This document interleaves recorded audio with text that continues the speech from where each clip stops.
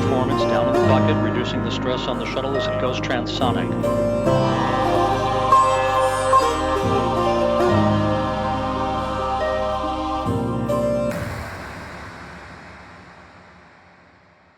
Well, here's one, maybe, that's controversial around diversity and equity and inclusion. If you want to talk about that.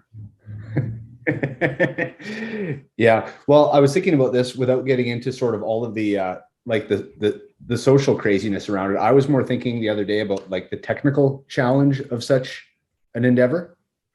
And I was having a conversation with someone, and I was trying to think of an analogy that would like make it somewhat make sense for why it's so challenging to tackle this problem, assuming it's even a problem, right? Like, let's ignore that part. Let's assume it's a problem and we want diversity based on sort of immutable characteristics, or the belief that people will bring a certain perspective to the table if they come from certain backgrounds or have certain immutable characteristics like male, female. But I was thinking about it technically, and I was like, okay, well, I said to the person, like, do you know how complicated it gets when you think about all the combinations and permutations mathematically of a person when you have multiple criteria that you're considering? And that's neglecting the conversation around who gets to determine what the criteria is in the first place. Like, is it gender? Is it race? Is it ethnicity? Is it religion? Is it social status, marital status, like all these things? But I was like, because it was someone that I don't think really understood math necessarily well. And I was like, if you have a coin and it's got heads and tails, there's two outcomes, heads or tails. There's only two types of outcomes. And that might be like male and female. And then I was like, but now if you introduce a second coin with heads and tails, and that might be, let's say, black or white, or maybe white and non-white. Now you've got four permutations, right? You've got heads, tails, tails, heads. And I'm like, well, now if you introduce a third heads and tails coin and you need to accommodate that, you don't have six. Like, some people mathematically think you went from 2 to 4 and you go to 6, but you go to 8. And if you add another coin, you go to 16. And then I was like, well, what happens if white and non-white is not sufficient? And what we want to talk about is, white, black, red, brown, yellow, whatever. Yeah. Well, you're exponentially increasing the permutations and combinations of things to figure out. Right. So I said, now imagine if, the coin is the first layer and the coin is heads or tails, it's male or female. The second layer going to apply is a 6-sided dice. So you got to roll the 6-sided dice and come up with the combinations. Well, a 6-sided dice plus one coin is 12. Mm-hmm. Like, one more coin that could, let's say, just be Christian, non-Christian. It could be over 50, under 50. It could be private sector experience, public sector experience. Like, you're at 24. And I was thinking about this as it relates to boards that I've been involved with and continue to be involved with. And when the discussion comes up, it's almost as though like the exercise should be simple. Like, we just have to fill in the slots. And I'm like, yeah, but how many slots? Like, in that example of male, female, multiple ethnicities, let's say, and then let's even break it down by maybe experience, public sector and private sector experience. Like, we've only got 14 board members, but we've got 24 permutations of people. Okay. So I'm even more it's already blown up.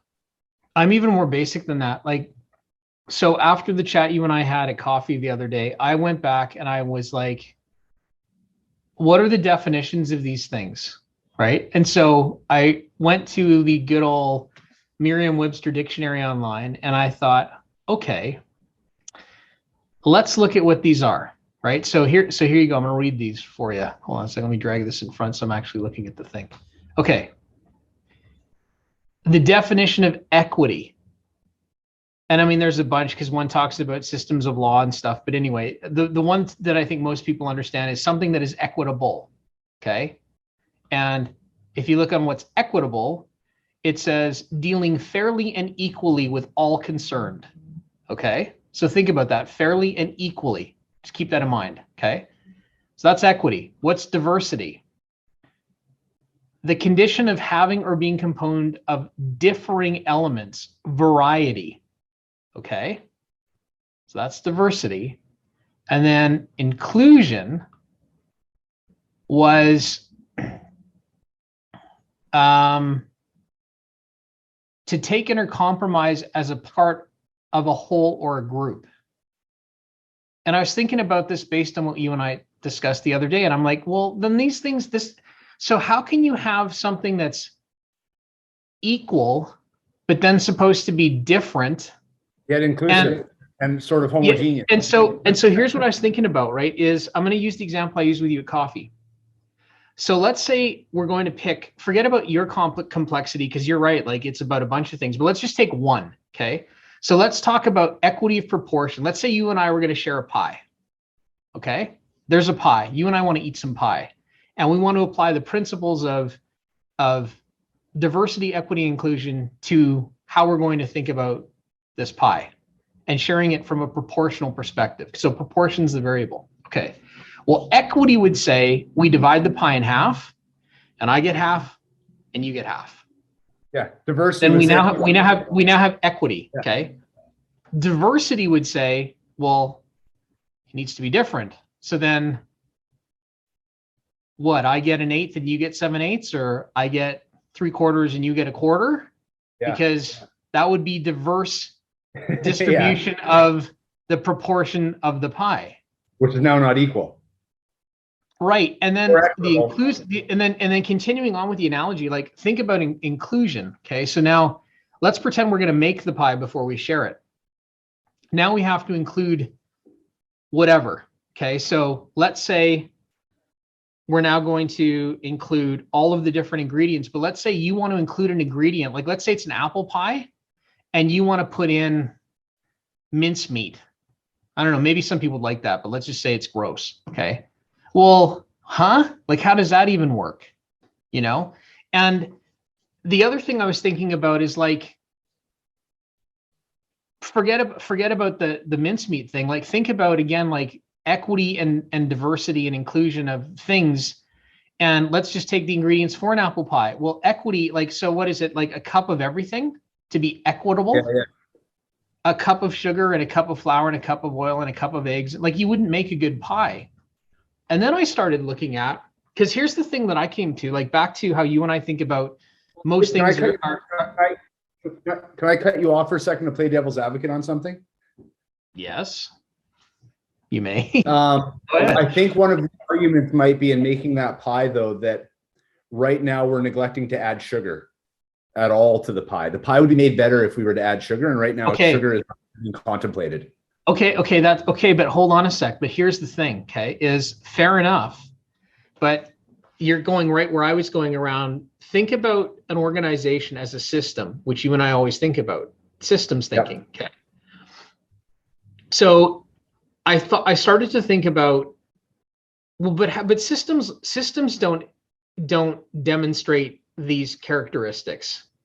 Like for example, think about oxygen flowing through the body. Okay. You can't argue that the body needs oxygen. Of course it does.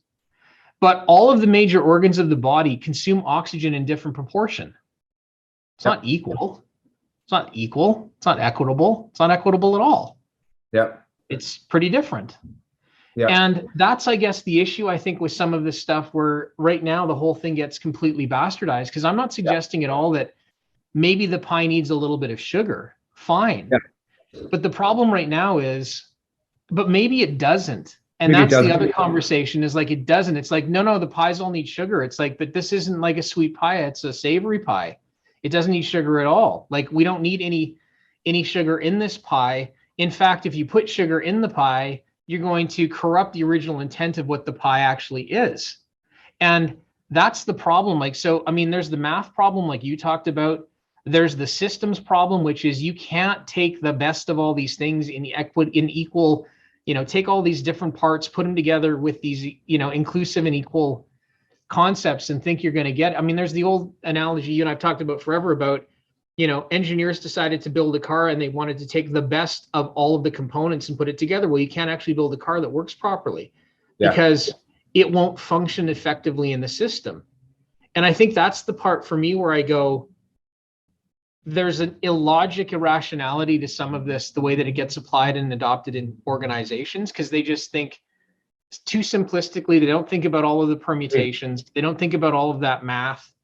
And they don't also come at it from a systems perspective to go, well, but what happens when we add this in? And, it's like, or they'll be like, we just go, we need 50% of this, or we need, whatever it is of that, without going, yeah, but what is the impact going to be to the culture and the system?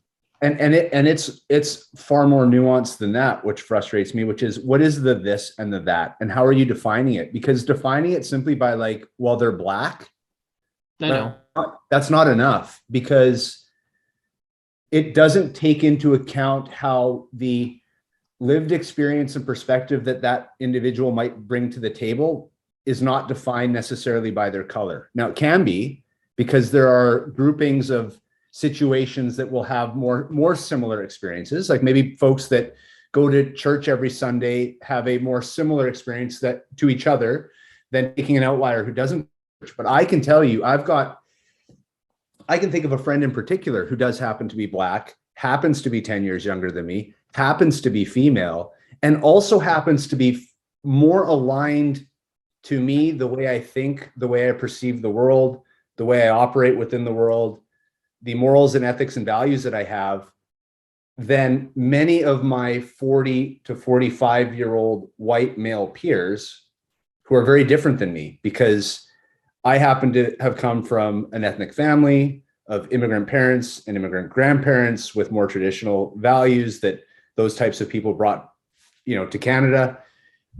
She happened to be the same, although they came from a very different part of the world. That happened to mean that they have a different skin color than I do. But we are much more similar in the way we think about things than, let's say, my more Canadian friends who came from 4 generations of Albertans who only know Alberta. Like, we're very different, but on the surface, we're 41 years old and white and males. And so it's like, well, I might be bringing that perspective to the table that you think you're looking for by going and finding the Black person, because I'm actually representing a lot of the perspective that they may have because of the similarities that me and that particular individual have. Now, that's not to say that that's representative even of what I am and what she is within the broader context of that group.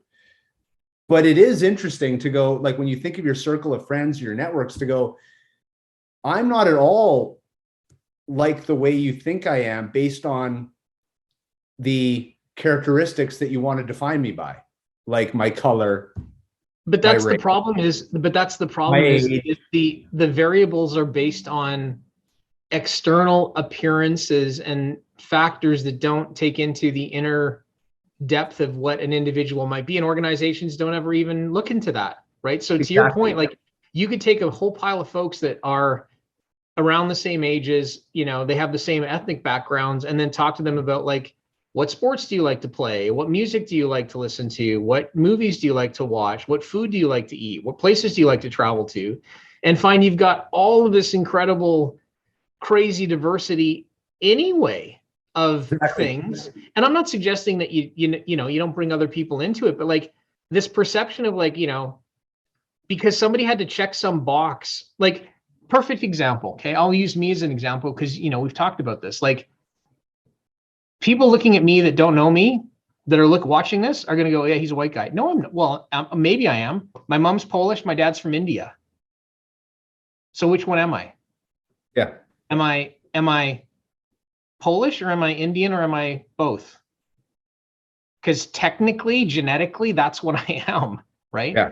I'm married to a woman who's half Black and half European.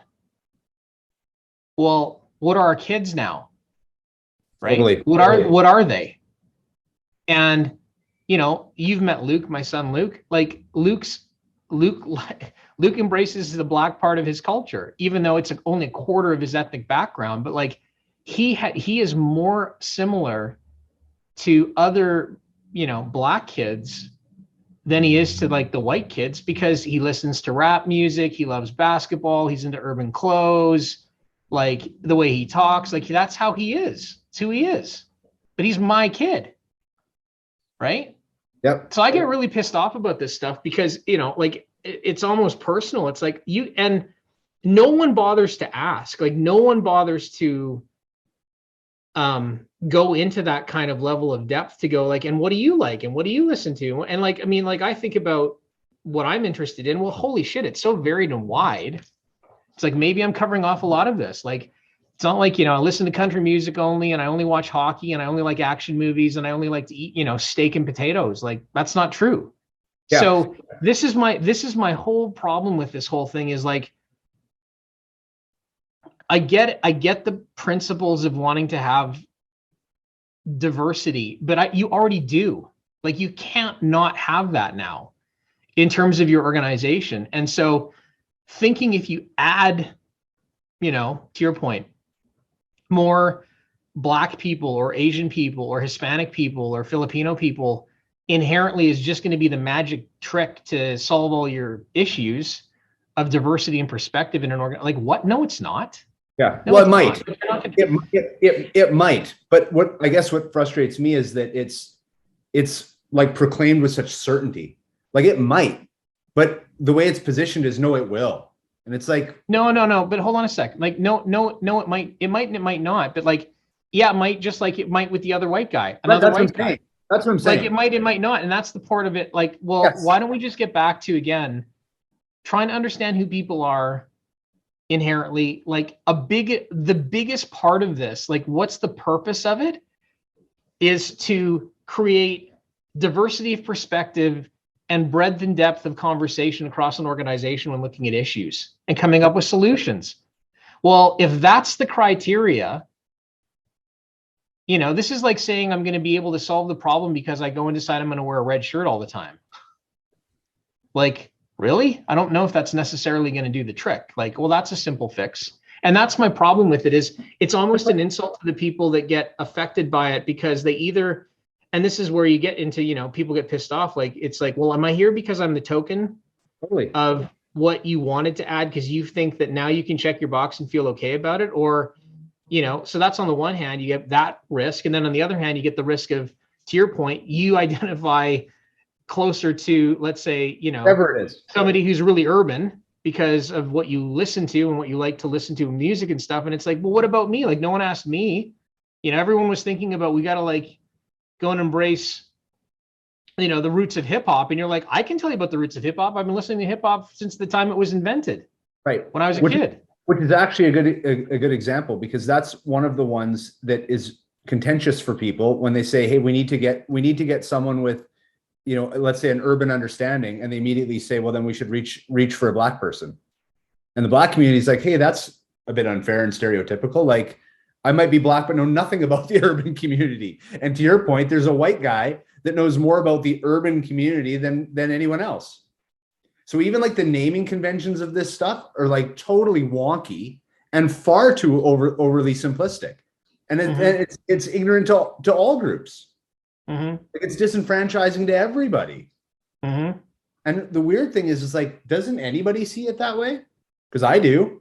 I see it as offensive all the way around. Like, why don't we just get to know people, like get to really know people? Right. And then figure out what that means in terms of what that brings to an organization, and then bring it into the organization authentically, genuinely, because you're interested. Yeah. And I guess, and to further continue on that, like, and then when you say we need that, talk about the qualities and characteristics. Don't just take it down to Black equals urban. Race, yep. or gender or age or something that's so superficial. Like, get to the essence of what it is, and then go and try and seek that from whoever. Don't just do put this really simple wrapper around it and go, well, that'll solve the problem. Then it's like, well, not necessarily. To your point, not necessarily. It may or it may not. You don't know. But it's just, I don't know. It's really weird. Yep. Strange. Want to talk about travel mandates? How about strategic planning, fucking 5-year strat plans, and how stupid they are? Yeah, they're dumb. They're dumb. They're dumb. You know why they're dumb? They're dumb because shit's happening too fast. Yeah, exactly. Like, Yeah, I mean, think a year ago, man. Think June 2021. What was going on in the world? What did you assume was happening back then compared to now? There was no war in Ukraine. Yep. There was no energy crisis. COVID was over for the first time. COVID was over for the first time. Yeah. There was no food shortage or scare. Yeah. Crypto was rocking, starting to anyway. People were going back into the office. People were starting to go back into the office. It was like, that is 12 months ago, and like, look at what happens in 12 months. It's crazy. So yeah, you're going to go build a 5-year strat plan. Okay, good luck. Yeah, totally. Totally. You know, the other thing about that one that's interesting, like it relates to a meeting I was in this morning where for this organization I'm with, they were trying to craft sort of the narrative of the organization. And the thing that was a little bit frustrating in the conversation is it's like, yeah, but that's a completely inside out exercise. And what you need to do is go outside in, because what really matters is the people on the outside and how they perceive what we're offering. Yeah. Yeah. This was all a bunch of internal people talking about the perception of, you know, what they think about things. And I actually said to somebody on the way out, I was reminded of a lesson I got taught early on at P&G around, don't ever make the assumption that how you think about, you know, products or things or whatever is how the consumer or customer thinks about it, because the world you live in is probably very different than the world that they live in and they experience. So you have to go and talk to them about what they actually think. And the other problem was the conversation was sort of at this macro level about the organization. And it was like, yeah, but the people who are going to engage with the organization are engaging based on what it is that we have to offer. Like, what's that? Right. And then that's going to start to define your brand as an organization. So it's like, you know, for example, like if Nike, let's say Phil Knight started making like computers, not shoes. And let's say they were good and they took off. Today, Nike would not be a shoe company or an apparel company or a sports company. It'd be like a technology company. Yeah. But it's not. It was based on what they decided to sell, you know, and vice versa. Let's like flip Phil Knight and Steve Jobs around. And let's say Apple made shoes. Well, Apple would be that. And so it was interesting because, again, it's like trying to define the company without necessarily deep consideration of the offerings, right? And why anybody would be interested in that. So it was a lot of like, well, you know, the organization's this and it's this and it's this. It's like, yeah, but like, that's not what people buy. People buy, or what they experience or invest in, is these specific things that we have to offer. What are those? Yep. And why would they be interested? And why do we have a competitive advantage in those things? And that was not really discussed or considered. And that's the other thing about, you know, again, strategic planning is like, you know, strategic planning for the company, it's like, yeah, but how are the components doing? Like, you know, let's say you sell 5 things. How are they doing really? Yeah. And don't just look at the numbers and say, well, we've hit budget the last 10 years. Well, that's fine. But like, have you hit your numbers, but you're losing share? And are the competitors coming out with new product launches in the next 60 days that are 2 generations ahead of what we're currently selling? Like, but you want to have a strategic conversation about the organization? Really? And that other piece, I think, always gets missed with it, or gets discussed, but without the necessary depth that you and I would purport needs to be there. And I think it's probably because that's a difficult task, and it's time consuming, and it requires both qualitative and quantitative skills, and it requires going both outside and inside. And it's much easier to just say, well, we're going to sit down for an afternoon and build a 5-year strat plan, which is what a lot of organizations do. And they hire a consultant who comes in and they sit down with an organization for somewhere between, you know, 4 and 8 hours and they draft this document, and they spend another 4 hours, a couple, you know, days from then to refine it and make sure it still, you know, makes sense and is on point. And then it gets released, whatever that means, which, you know, means it sits on, you know, 4 different executives' desks, never to be opened again. It never gets cascaded down to the organization. The organization laughs at it in large part. Like anyone 2 or 3 layers below and lower goes, I don't know what this is. Like you guys sat in a room for 2 days and came up with a pyramid. Like that's the bet, you know, a pyramid where the top of the pyramid says like, you know, excite customers. Like that's our strat plan. Like where's the who we are and what we do, and like to your point about Nike, like, well, we're known for performance. You know, like we need everything we do needs to be about performance. I'm sure, you know, whether or not that's actually how it manifested, but like I'm sure that conversation happened. Like we need to be known for something, so that when people look at us and they look at the swoosh, they go, I'm getting performance. That's the brand promise. This is what I'm getting from this. And it can be intangible too, right? It makes me feel good. That's like, because right now I'm looking at road bikes for cycling, and a lot of the Italian brands can take some heat for being beautiful, but being overpriced for their spec.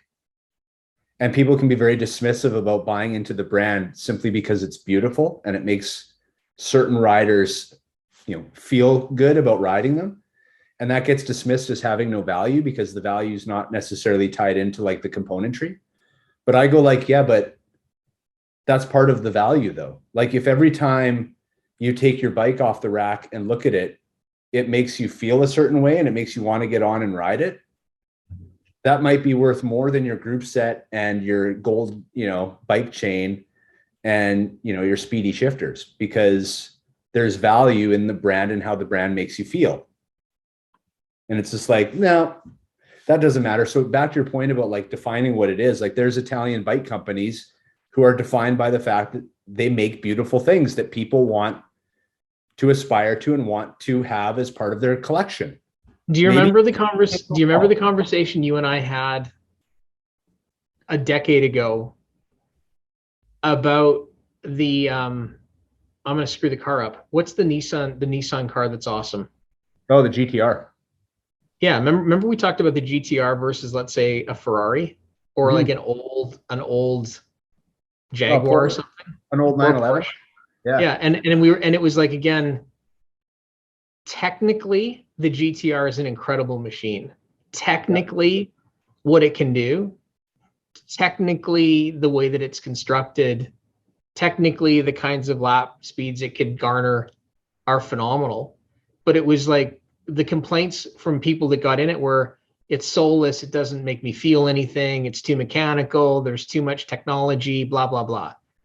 And we had a friend, remember, who was like, oh, the GTR. And we were like, this is the most ridiculous thing ever, because it's like driving a big soulless computer versus the other thing that you get in and you drive it. Like and yeah, maybe you're not going to go around the track as fast, but you're going to have way more fun.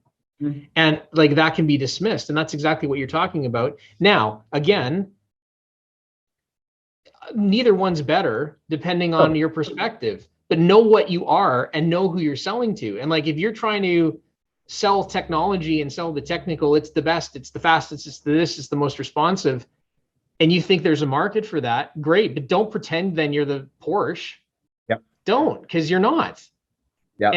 And stick to your knitting. And that, again, that's exactly right. Like, too many organizations don't really explore that and understand that and go, we're going to lever the hell out of this because it's going to continue to keep our customers happy and buying and all the rest of it. And yeah, there's that balance, but it's getting into the nitty gritty, to your point, which is a shit ton of work. It's tedious, and you've got to go and talk to enough people, and you've got to get enough data of all kinds to sort of really make sense of things. Yep. And that's just not ever really done well. Well, I mean, it's done well in certain places, but there's a lot of organizations that don't understand that well at all. Well, you know, the other thing is the investment on the front end that we're talking about, and then the investment lost in many cases on the back end when trying to go through an exercise to rebrand an organization. Like, let's say that Nissan through the GTR went, no, we need to now convince consumers that we make beautiful things on top of technologically great things. And the market's like, nah, I'm not sure I'm buying that though. Like, I'm still sticking with the Ferrari. Like, that bet to try to, re-image the brand is so expensive and so time consuming. So it's like, you better spend the time up front to really understand that before you just think you could like turn a switch and go, no, we're going to make it so that, people look at Nissan and think of it as, on par with Ferrari in terms of beauty and soul and how it makes you feel. It's like Ferrari's been doing that for 80 years, 100 years. Like, you're not going to change that perception in a month. Now, you might be able to change it. I'm not saying that like it can't be changed, but I think there's like a negligence around like, well, we can do it pretty fast. Like McDonald's, like, well, we can make pizza. Like, we're the best at making burgers. We'll just make pizza. It's like, okay, but hold on. People don't go to you for pizza though. So they might over time, but don't just assume that like, because you stuck a pizza oven in McDonald's, that everyone's going to now come to you for pizza. So I don't know if you remember that flop in like I sure do. Right, the early 90s. Yeah. And now it may have gone a different direction. That's fine too. Maybe they didn't invest in it long enough. Maybe they didn't give it enough time, but I guess that's to my point. It's like, well, we'll just throw pizza ovens in there and everything will be fine. We'll disrupt the supply chain completely, which is what they did. But this is again, you're hitting on something that I don't think is articulated well. Like, why is Ferrari Ferrari? Well, Ferrari's Ferrari because some guy named Ferrari way back when decided to build cars. And he happened to be Italian, and he happened to have an appreciation for what a lot of Italians culturally like. Italians appreciate beautiful things and they appreciate design, and they always have, right? It's in their architecture, it's in clothes, it's in leather work, it's in like a lot of different things, right? Yeah. And so then the guy starts making cars. Okay, well, the guy just started making cars. There wasn't modern marketing back then. Like, he just started making cars. Over time, it's become this thing. To your point, over decades. Okay. Well, if you're now going to think you're going to deliberately create something like that's like a place deciding it wants to try and compete with Italy on the same basis of the characteristics that Italy has, except it has none of those. And it's like, yeah, we're the new Italy. It's like, but you're not ever going to be Italy. You're never going to be that. Like, Italy's Italy.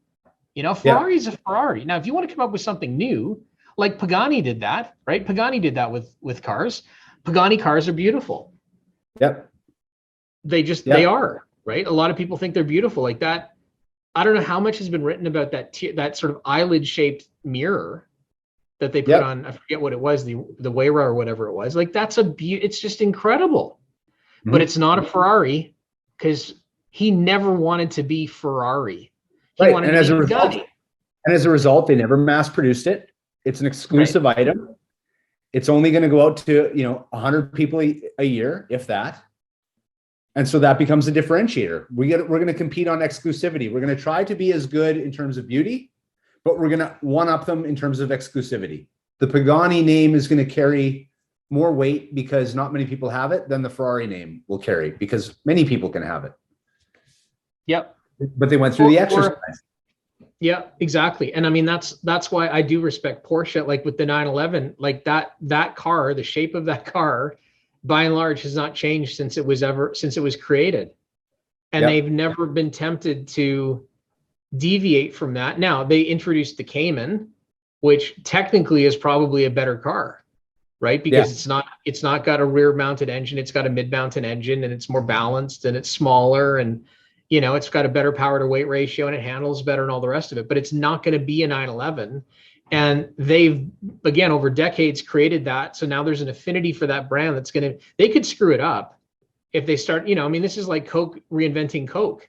Like, what a dumb idea, Like, if you've got something good, you've got something good. So just ride it. But this is the other part that I think happens with companies because they're arrogant. Like, how much longer will Porsche be around, Ferrari be around, Coke be around? I mean, who knows? It might be, 100 years, it might be 10 years. I don't know, because trends change, but there is a natural cycle to things.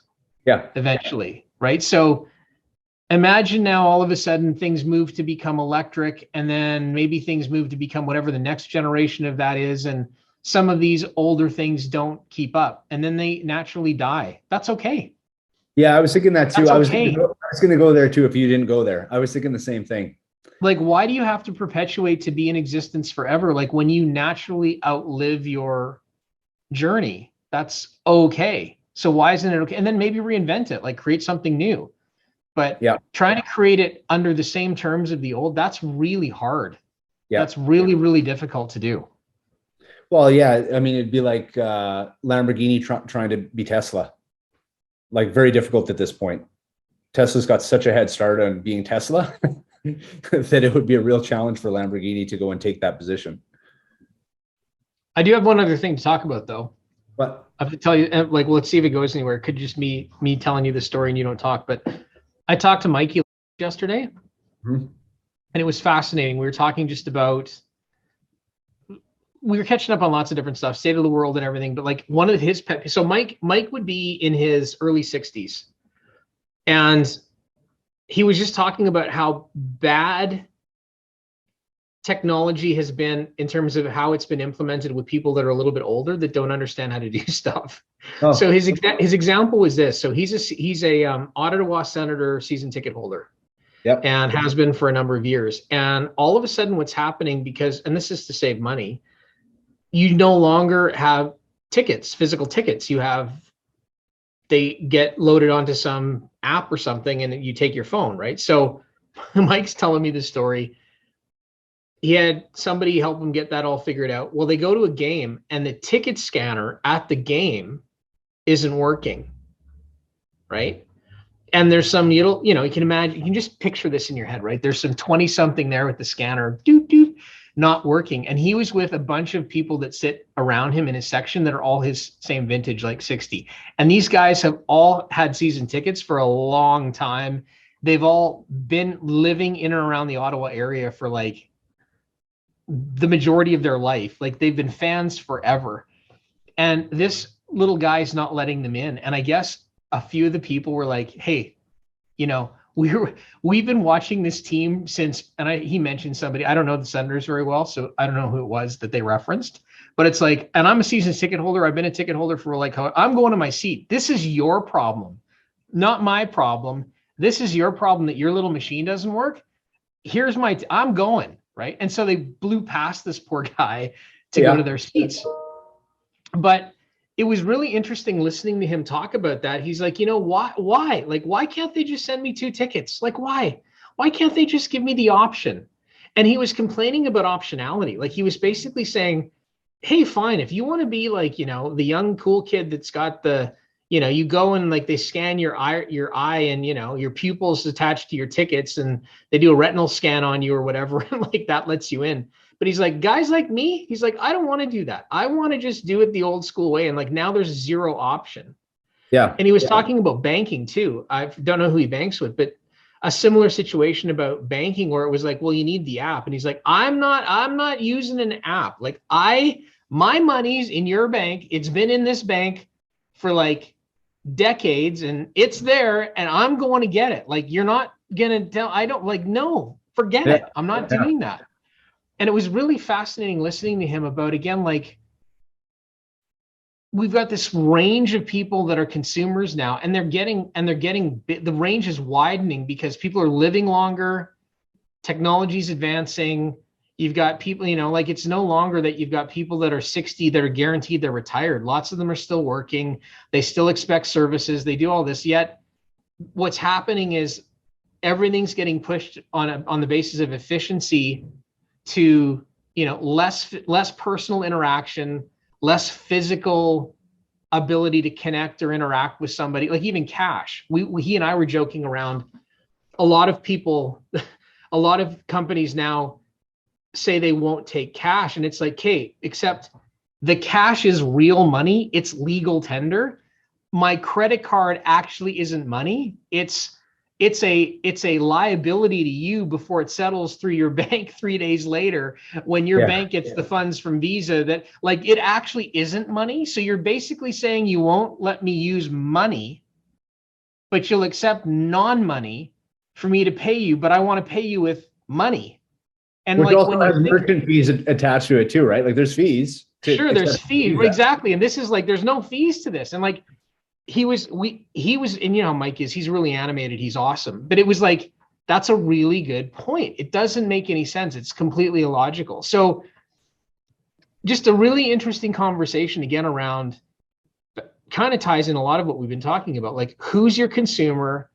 What are they about? What do they expect? What do they like? How do you ensure that you don't alienate them? How do you make sure you bring them along?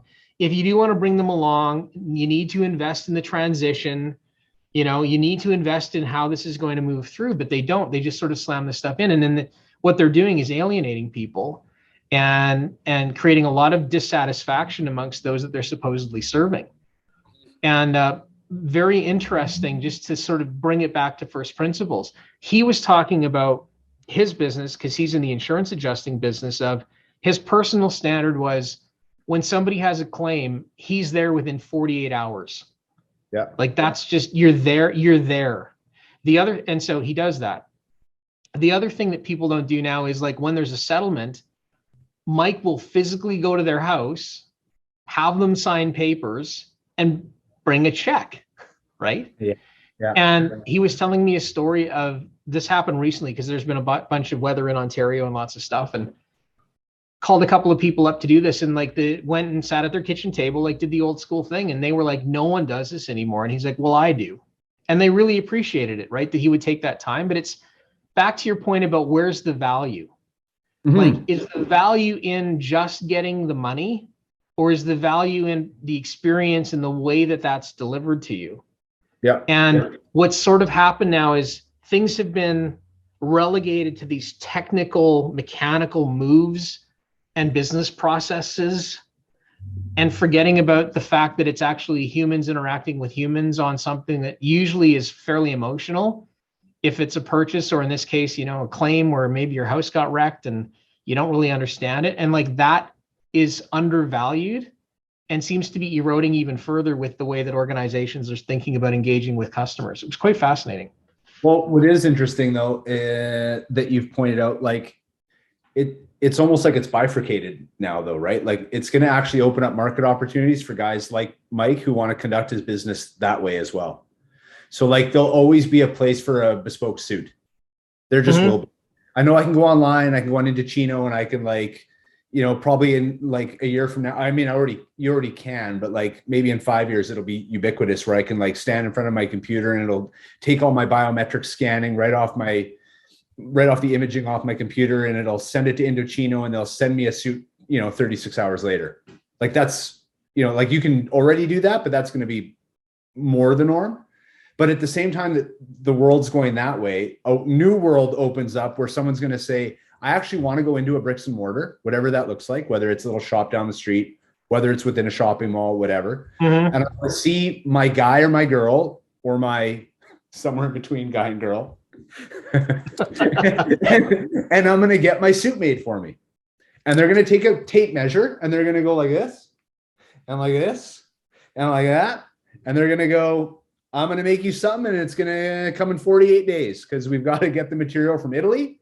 And the little guy in Italy making the material is going to be like sitting there with his Singer sewing machine. And he's going to be like, and the little stitching is going to go down, and they're going to bring it to you, and you're going to pay a decent penny for it, but it's going to have value. And it might even end up being the same suit in terms of quality, technically, to your point about the GTR earlier in our conversation, but you've paid for some additional value, and that value comes in the way of experience and how it makes you feel.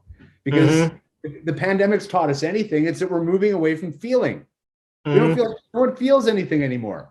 You and I, we're lucky enough to meet each other in both realms, virtually and physically, but like here we are on screens in 2D. Like I was thinking about how there's no depth. There's no depth because we speak in 2 dimensions now. We don't speak in 3 dimensions. That's why there's no depth. We're missing the third D in everything. But from a market standpoint, I think it does open up opportunities, oddly enough. So even though you're kind of, you're getting pushed away and you're thinking that you're phasing out, I actually think there's some room to reinvent, a whole new position in a market that could be even bigger than it was. Totally agree. In the muddy middle. I totally agree. And I think even like the vast amounts of data that's available when people are now saying, oh, but look at his behavior online. Like this person hovered over that item for 6.19 seconds and then moved on to this item for 7.8 seconds and then flipped the page and looked at this item and then ultimately had this purchase and stuff. And like, then they just they draw these conclusions based on zero interaction with the individual about what was going on in their head and say, well, clearly, and then they feed those insights back to the manufacturer and the brand and go, and it's like, yeah, but is that real at all? Like that is a trail of insights based on the process, the technical process, but you don't know what was in the individual's head. Maybe they were in a rush and they clicked. Maybe they clicked and they didn't mean to. And then they got the item and they're like, what the hell was this? Because they were watching a movie while they were shopping. Yeah. Because most of us now have multiple devices in front of us when we're doing stuff all the time. And then, you know, do you correlate that to returns, and do you correlate that to satisfaction? And like, do you do that? Because who engages and actually, to your point, gets into the real world so that you can get the depth and the essence of what's actually happening by freaking talking to people. Yeah. And so it's like, again, the pendulum swung all the way over to like, this is now so much better. And it's like, well, it's not that there's not benefits to it. Of course there is, but don't forget about this other stuff, because human beings are human beings. We're still flesh and blood, emotional creatures. Like, we need that level of engagement, and you cannot get that like this. I mean, you know, you and I haven't done one of these in person yet, just because this is so simple. But like, maybe it would be really interesting and different if you and I were even sitting in the same room with each other. I don't know if the quality of the conversations would be better or worse, but it'd be different, because even like you, I can see you, you know, I've got you up on my screen in a little window. I can see you nodding kind of, but I don't know your body language really. Yeah, totally. I can assume, but it's very different. Yep. So again, like, things are not as simple as people want them to be. They are much more nuanced and much more deep than folks realize. And that is an underappreciated reality in almost every domain. The other thing that's sort of ironic is like when you talk about like, let's say dwell time with a cursor on a e-commerce site, and the argument would be made that you've got all these complex algorithms running. But I think you could make the equal argument that that's far too simplistic. So it's like, on the one hand, you're making this argument that you're running all these complex algorithms to truly understand the consumer. And on the other hand, I could go, that's a far too simplistic version of what you think the consumer is, because the consumer is far more complex than just where their cursor's been over time and how many times they click through your webpage. I actually think a lot of the issues right now that are going on out there that, you know, people get really hot about are because of exactly this process. Is, you know, people will look at this kind of data and say, like, look at how many times this article on this particular issue was clicked on by people, and then they'll feed it into, let's say it was a policy, like, let's say it's a political policy insights group that's now trying to advise politicians on what, you know, citizens think about different issues, and they take that kind of data, and then they're like, yeah, people are really for this change in curriculum, and like, maybe the reason people are clicking on that is because they're pissed off and they're trying to really actually understand it from the other perspective. Well, and you know what I mean? And so then again, if there's no depth, and even comments nowadays, why do people comment the way they comment? And are those comments genuine, or that people are just trying to be shit disturbers in terms of what they put down? So if you're doing mining or scraping or analytics on that to understand sentiment, just without engaging with the individual somehow, you can be very mistaken about the insights you draw in terms of what the motivation was behind all of that behavior.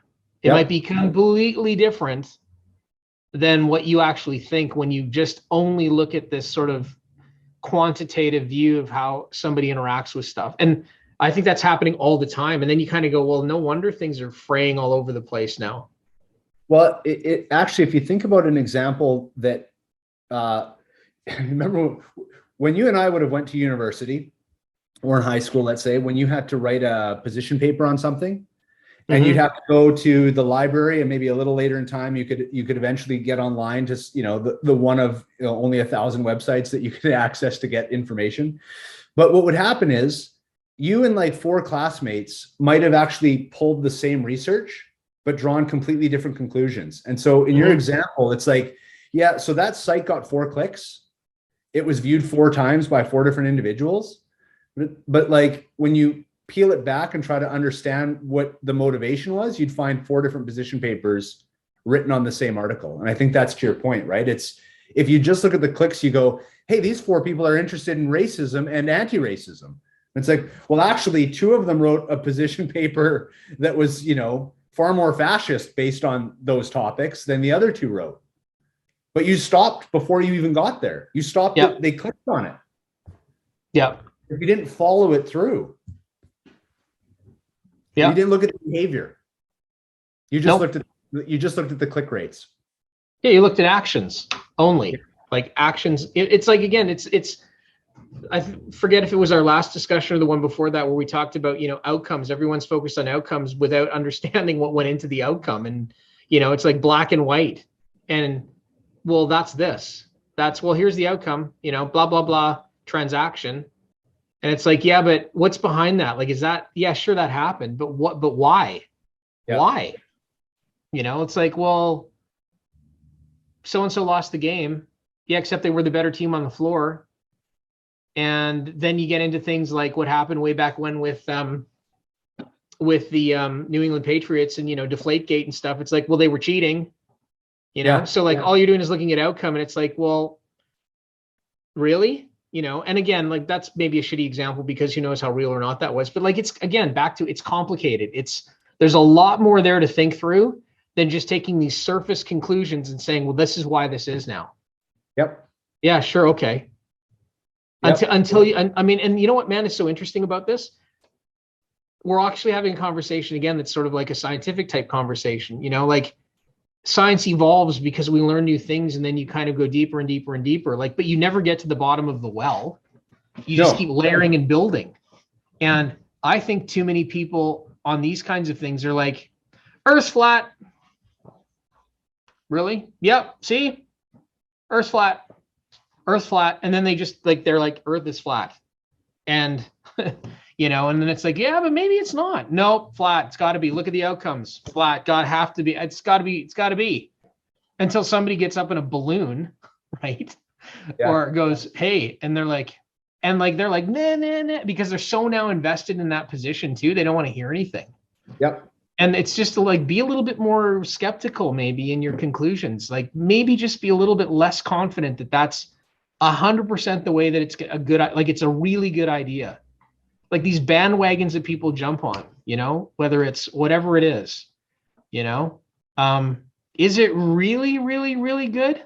Maybe it is, but like maybe give it a bit of time, play it out, let's let it marinate. Let's think about this for a while. Well, this sort of ties back to how we started the conversation, how people speak with such certainty and like conclusivity. It's like, if we have diversity, we will be better. And diversity means 2 more women. And it's like, that's it. Like it's that conclusive. Like maybe have a little wiggle room here, have a little negotiation here. Maybe it's not women, maybe it's, whatever it is. In any of the environments we're talking, like people, it's just like, it's so black and white to people sometimes. It's like, it's just not black and white. The world is gray. Very, very, very, very gray. I agree 100%. The older I'm getting, I talked to my mom about this when I was driving her out for her surgery the other day, and my mom's 81. And with age comes this perspective that life is not as straightforward and simple as people think it is. You just, as you go, yeah, no, there's a lot of nuance here. There's a ton of gray. And you ultimately have to be able to navigate that and be comfortable then with the decisions you're making, but don't make these naive assumptions that it's so simple and it's just, there's black and white. It's really easy. It's like, careful. Mm-hmm. So good place to end. Yep. There we go.